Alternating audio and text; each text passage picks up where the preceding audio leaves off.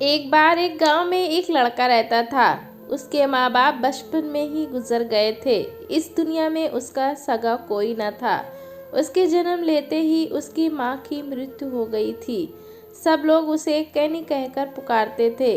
कैनी को अड़ोसी पड़ोसियों ने मिलकर पाला था।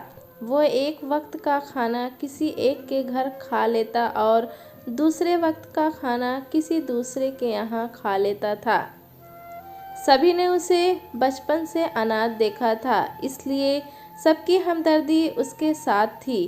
कैनी सबका प्यार और हमदर्दी पाकर आलसी बन गया था। वो 12 से 13 वर्ष का हो चला था, लेकिन उसका किसी काम में मन नहीं लगता था।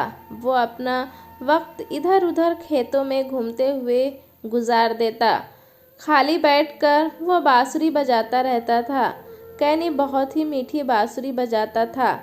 उसकी मीठी आवाज़ सुनकर लोग मुग्ध हो जाते थे।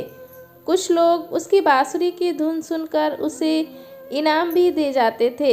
इसी तरह समय बीतता गया और कैनी जवान हो गया था, परंतु कैनी वैसा ही आलसी बना रहा।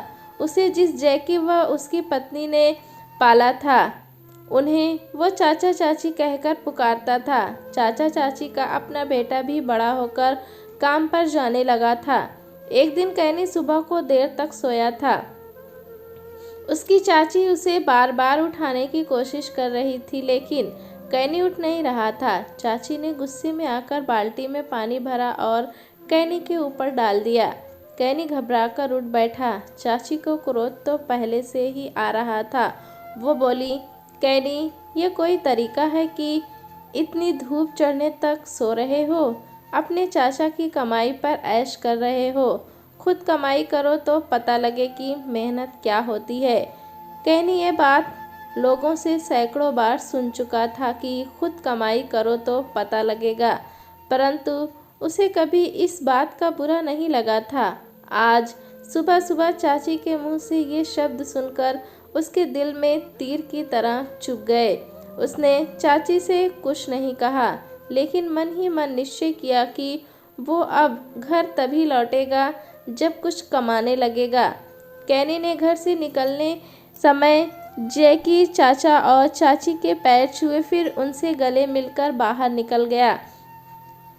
शाम को कैनी देर तक नहीं लौटा तो जैकी और उसकी पत्नी कैनी के सुबह के बदले हुए व्यवहार के बारे में चर्चा करने लगे। कुछ और समय बीतने पर जैकी को कैनी की चिंता सताने लगी और वो पत्नी से कहने लगा, तुमने सुबह ही उसे अच्छी खासी डांट लगाई थी। लगता है वो तुमसे रूठ कर भाग गया है। पत्नी को अब अपनी भूल का एहसास हो रहा था, परंतु अब कैनी के इंतज़ार के सिवा कुछ नहीं किया जा सकता था। धीरे धीरे कई दिन और फिर सप्ताह बीत गए, परंतु कैनी नहीं लौटा। उधर कैनी चलते चलते दूर निकल गया था।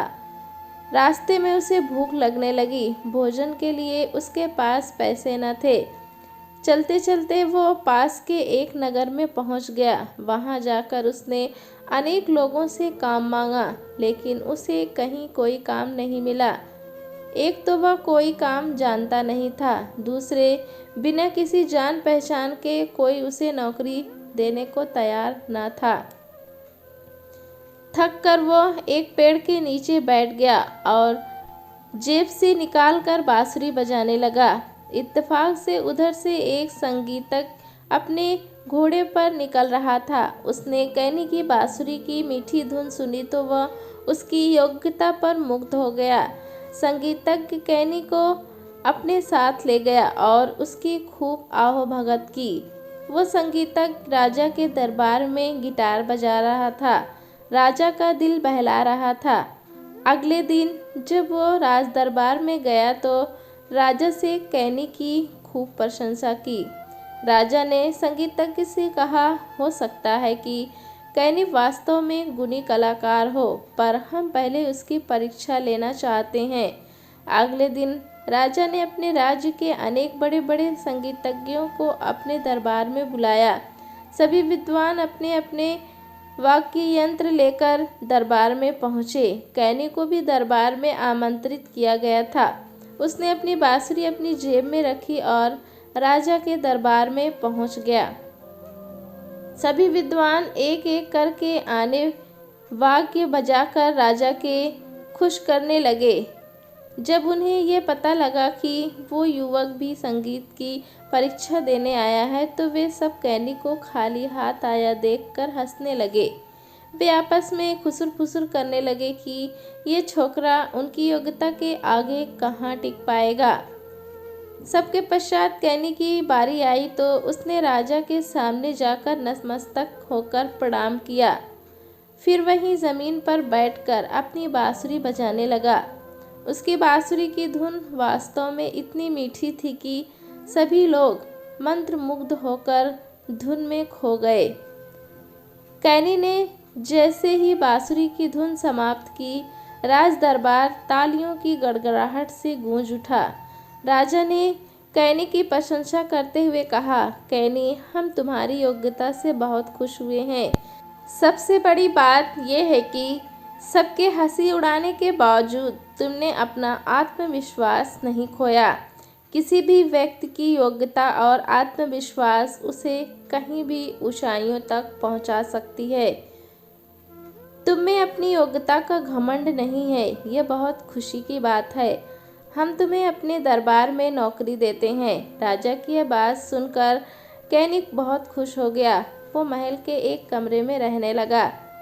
एक माह बीतने पर जब कैनी को पहली पगार मिली तो वह पैसे लेकर जैकी चाचा और चाची के पास गया और उन्हें अपनी तनख्वाह देते हुए पूरी बात बता दी।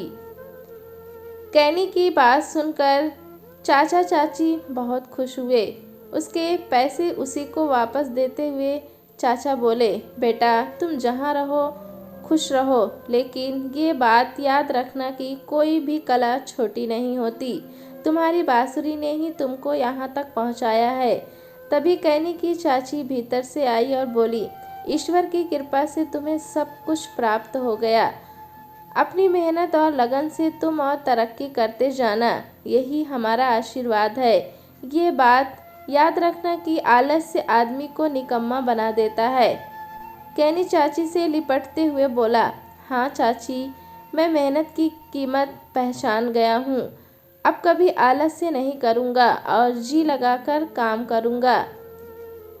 चाचा चाची का आशीर्वाद लेकर कैनी राज दरबार में वापस चला गया और सुख से अपने दिन काटने लगा।